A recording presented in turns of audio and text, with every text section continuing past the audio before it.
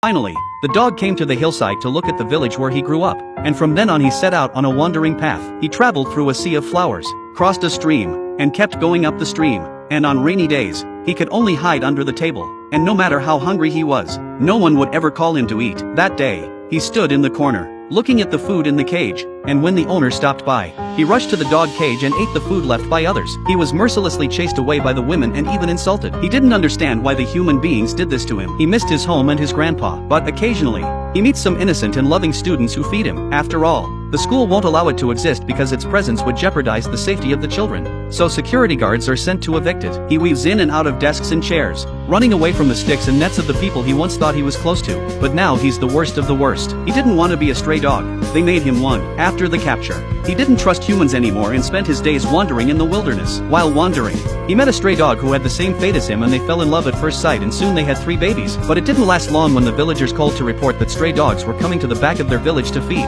So the authorities soon arrived and found the babies. Just as Kevin was approaching the babies, the dog's sudden appearance frightened Kevin. He barked furiously at them, trying his best to chase them away. But he couldn't change the fate of the babies, so he and the 3 babies were taken to the car, and soon the dogs were taken to a shelter. In this shelter there are hundreds of stray dogs, but each one can only live for a maximum of 7 days, and if no one wants to take them in, they will be put into a machine to be euthanized. The dog had been given a shot of anesthesia so that the female veterinarian could check the dog's condition, and Kevin was ready to open the cage and take the dog out. At that moment, the dog heard something and slowly opened its eyes and even tried to stand up. The 3 of them were amazed that the anesthesia had not yet finished. Maybe it is because he experienced a life and death as a child, so he is still dragging that unconscious body through the child's perseverance to keep his mind clear and try to protect the child behind him. If any other stray dog had been caught, they would have given up their pups for themselves. Even though they are so great, they still write the date of the dog's life on the board. Perhaps it was God's favor that gave the dog a chance to change his fate. That day, Kevin's daughter came to the shelter and was impressed by the sight of a fierce dog who wasn't afraid. The dog's desperate attempt to protect her child reminded Anna of her own mother,